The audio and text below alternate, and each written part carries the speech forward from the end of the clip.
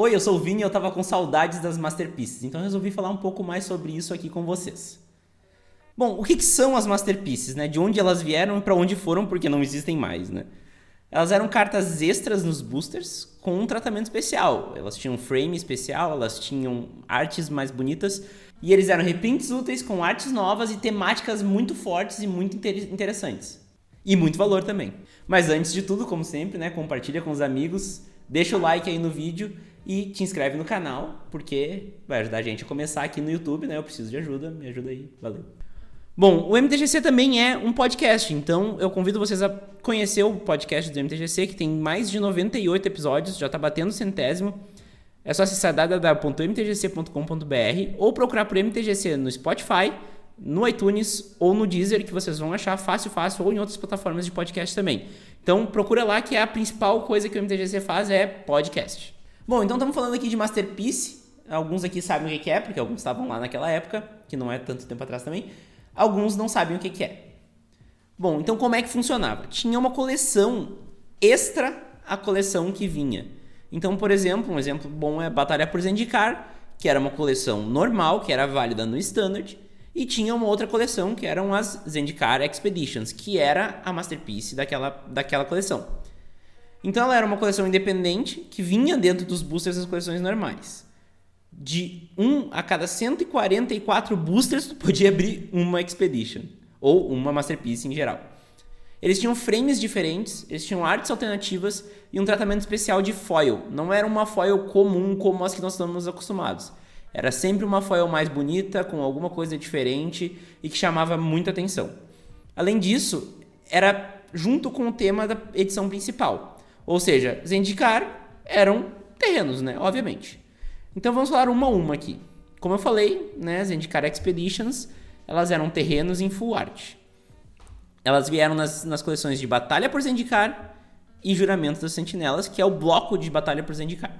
A gente teve vários reprints muito interessantes, com um visual muito bonito. Essas são algumas das Masterpieces com maior valor financeiro também. Por quê? Porque são cartas de muito valor já normalmente, como por exemplo Fatlands e Shocklands, só que elas têm um tratamento totalmente especial, totalmente diferente, que chamam muita atenção e que são um item de colecionador raríssimo.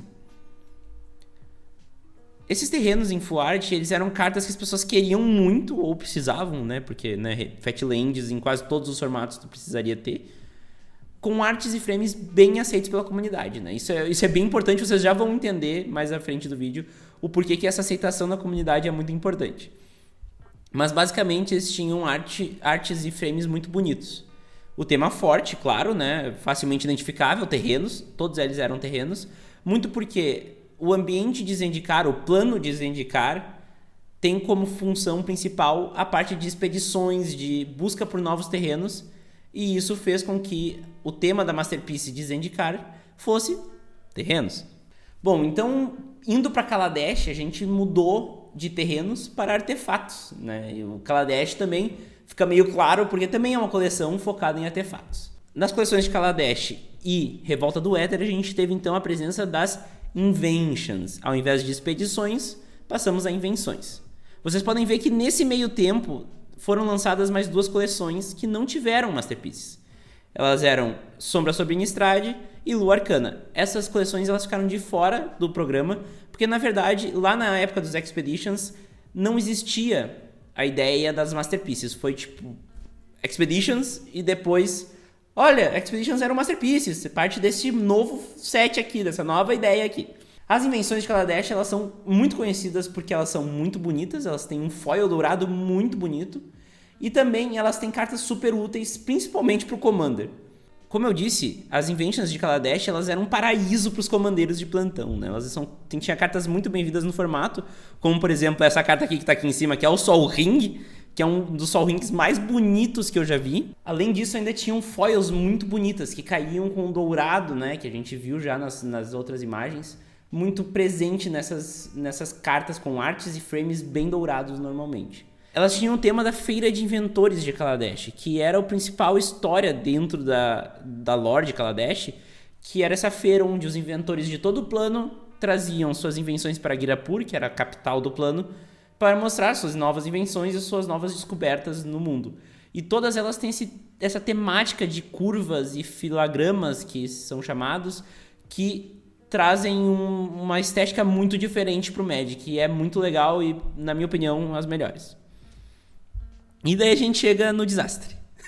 A gente chega nas invocações de Amonkhet. A ideia, ela é muito boa. É um tema egípcio que ia trazer essa coisa toda de sarcófago, de conhecer mais o Egito, e a vibe que era de Amonkhet, né? Mas temos isso aqui que está presente em vocês aqui do lado, né? Eu, particularmente, acho legal. Inclusive, eu tenho uma Invocation aqui, ó, que é uma Worship que eu ganhei dentro de um draft da coleção de Amonkhet. Essa Worship eu gosto muito dela, tá? É uma das minhas cartas preferidas de toda a minha coleção. Mas, né, a gente tem que também fazer a meia-culpa e entender que são cartas que são extremamente confusas, com uma arte que tá diminuta pelo frame, que é enorme, e fica tudo muito confuso, e nós já vamos explorar um pouco mais de cada coisa. Tinham cartas boas, elas eram importantes, com artes bonitas, mas com frame desastroso. Então, esse frame ele é maior do que ele deveria ser, então ele diminui a arte para uma janelinha muito menor. Tem essa fonte egípcia no nome da carta que torna tudo ilegível. É horrível ler o nome de uma carta. Tem que fazer força para ler o nome da carta. E o tema também é muito confuso. A gente falou antes das Expeditions, que eram terrenos, das Inventions, que eram artefatos, e as Invocations são o quê? Tem alguns feitiços, tem algumas mágicas instantâneas, tem também as criaturas. Ninguém até hoje entendeu qual é a ideia do tema das Invocations, né? No frame tá bem claro, Egito Antigo. Mas nas artes também tá claro, eu tô viajando. Mas nas cartas esse tema não se transpôs. Bom, então comparando as Masterpieces, né, que são essas três que nós falamos, a gente tem as Expeditions, as Invocations e as Inventions. É meio confuso, eu sei. A principal comparação que a gente consegue ver é o frame, né, que ele muda muito, e a temática também. Com certeza, as Expeditions e as Inventions são um baita de um sucesso. Elas mudaram o jeito que a gente vê o Magic.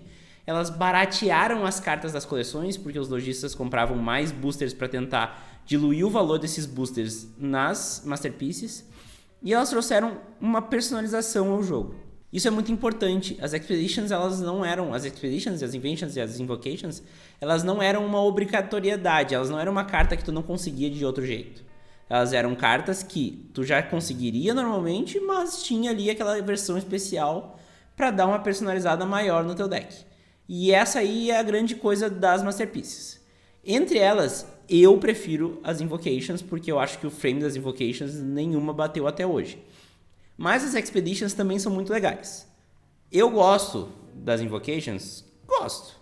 Tanto quanto as outras, nem fudendo, né? Eu gosto muito das outras e das Invocations eu gosto, né? Então, dá pra ver claramente aqui nessa parte aqui que eu separei com as três, que realmente a que mais se destaca, na minha opinião, são as Invocations.